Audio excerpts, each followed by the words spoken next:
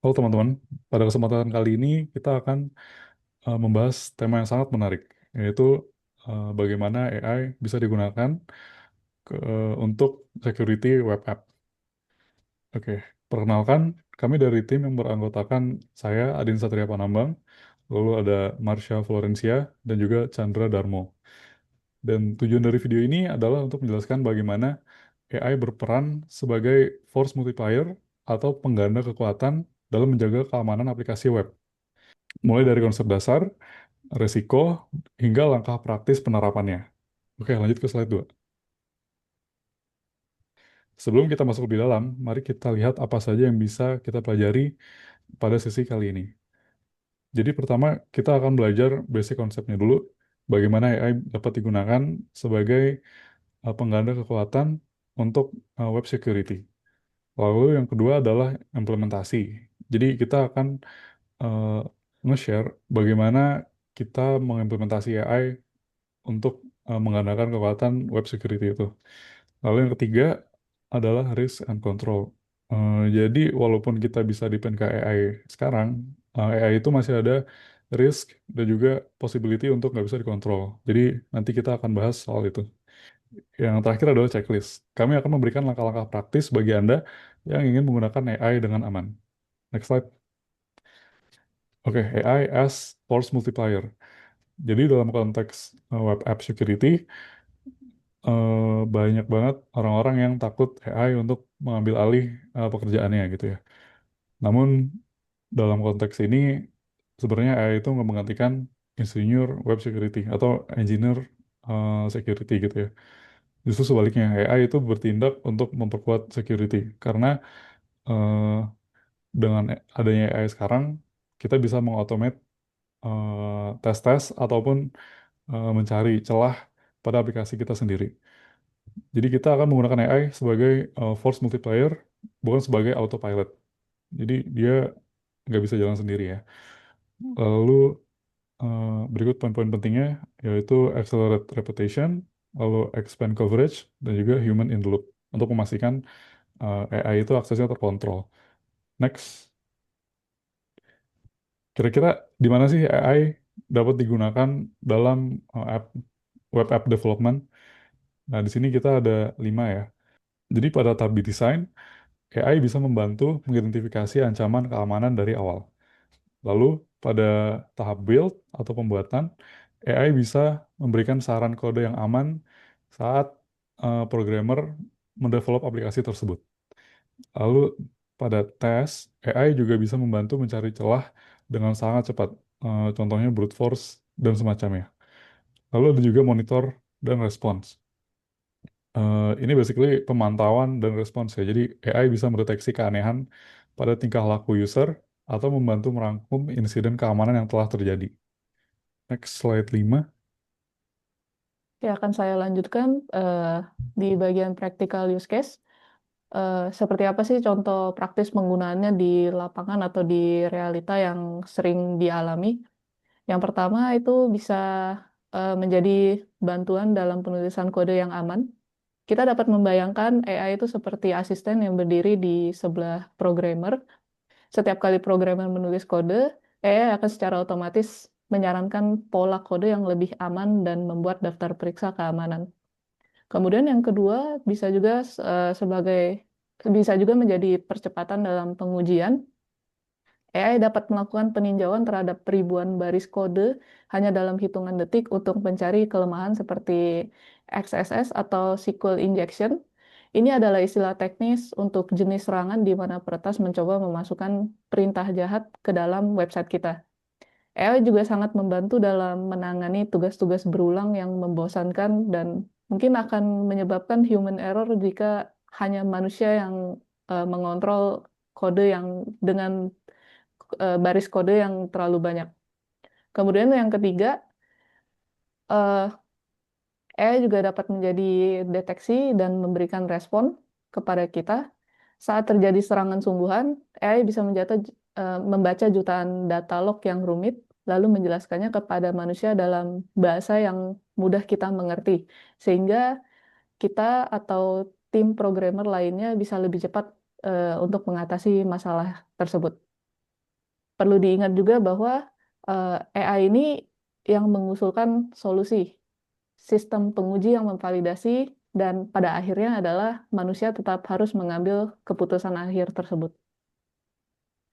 Kemudian kita lihat eh, bagaimana workflow dari AI assistant ini dalam keseharian tim untuk membuat aplikasi atau biasa kita sebut dengan alur DevSecOps. Bayangkan ini sebuah ban berjalan di sebuah pabrik perakitan mobil, sebuah programmer selesai membuat fitur yang dapat kita sebut sebagai kode commit. Fitur tersebut akan berjalan. Di sana AI bertugas sebagai pemeriksa kualitas pertama.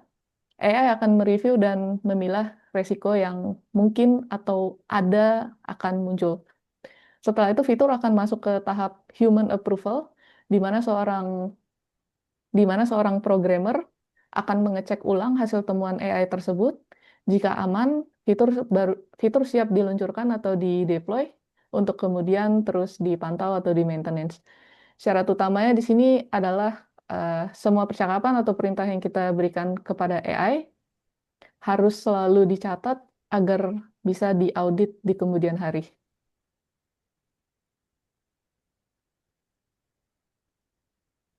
Kemudian, walaupun AI ini terdengar sangat hebat, tentunya kita sebagai pengendali AI tersebut harus waspada. Walaupun terdengar sangat hebat, AI ini juga dapat menjadi bumerang bagi kita sendiri jika kita mengabaikan kegagalan atau resiko yang dapat muncul ketika penggunaan AI ini terlalu tidak dipantau secara berkala. Yang pertama, eh, sering kita dengar bahwa AI itu dapat berhalusinasi, di mana AI seringkali memberikan solusi perbaikan yang terlihat sangat meyakinkan dan percaya diri. Padahal sebenarnya jika kita kurang research atau mencari informasi lebih lanjut, itu sebenarnya salah.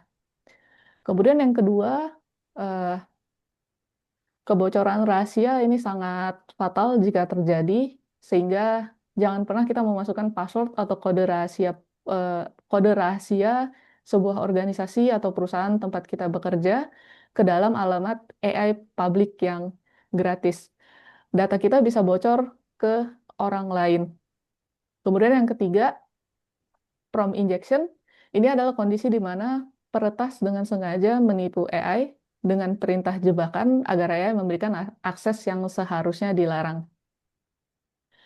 Dan eh, ini ada kaitannya dengan halusinasi tadi.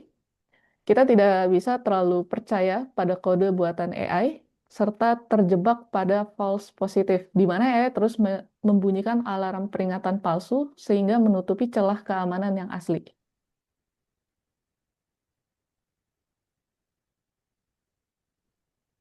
Next slide.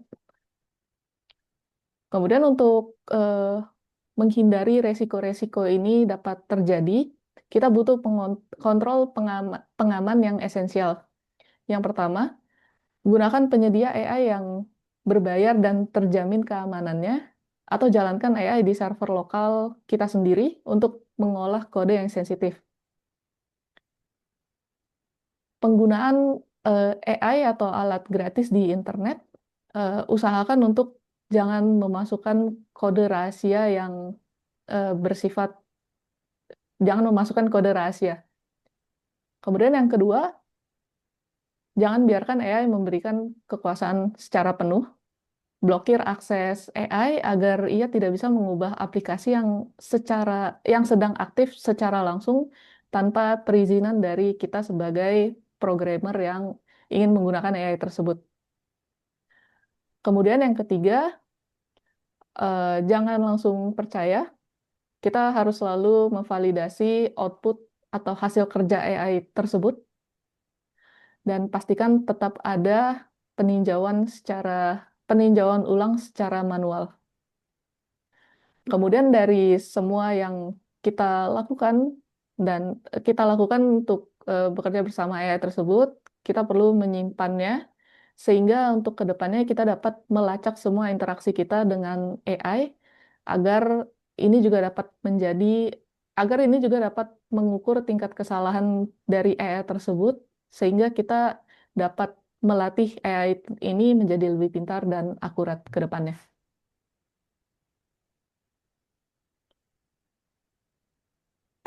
Kemudian, eh, bagaimana sih checklist atau implementasi yang dapat kita lakukan dari hal-hal yang simple? Dari yang pertama, eh, pilih pilih satu alur kerja saja. Fokuskan AI untuk seperti hanya membantu review kode keamanan. Kemudian tentukan pembatasnya. Apa saja yang boleh diakses AI, perintah apa yang diizinkan, dan hak aksesnya secara jelas. Kemudian kemudian verifikasi hasilnya. Setiap output yang dihasilkan AI selalu lakukan pengujian otomatis dan review manual dari kita ya sendiri. Kemudian kita ukur nilainya. Kita menilai apakah AI benar-benar menghemat waktu ataukah ia malah terlalu banyak memberikan peringatan palsu. Setelah itu, jika jadikan temuan-temuan tadi sebagai acuan untuk meningkatkan pengujian kita. Oke, Nextnya untuk ini selanjutnya, merupakan test case yang eh, menjadi salah satu implementasi yang dapat eh, hadirin saksikan dan ini akan disimulasikan oleh Chandra. akan saya lanjut. Di sini saya sudah membuat satu contoh kode menggunakan Golang, di mana kode ini menjalankan aplikasi web server sederhana yang akan melayani request untuk login. Nah, ada beberapa vulnerability yang bisa kita lihat secara langsung di sini. Yang pertama, contohnya ada secrets yang kita taruh secara plain text di sini. Juga ada beberapa concern mengenai cross-site scripting yang ada di sini dan juga SQL injection. Untuk mengatasi dan fix beberapa isu yang ada di sini, kita akan coba menggunakan bantuan AI agent, ini Cloud Code. Eh, untuk prompt yang pertama, kita akan coba minta buat implementation plan untuk memperbaiki code yang ada. Eh,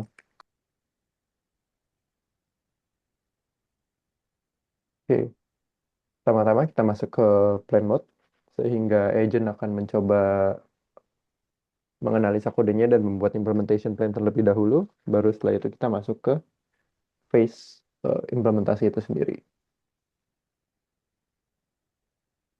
Oke, di sini ada beberapa clarifying question yang ditanyakan demi mempercepat eksekusi kita kali ini. Kita akan memilih opsi kedua, di mana hanya critical vulnerabilities yang akan kita solve. Hmm, dan ini juga ikut rekomendasi library-nya. Dan ini cara kita eh, memilih style test yang akan dibuat.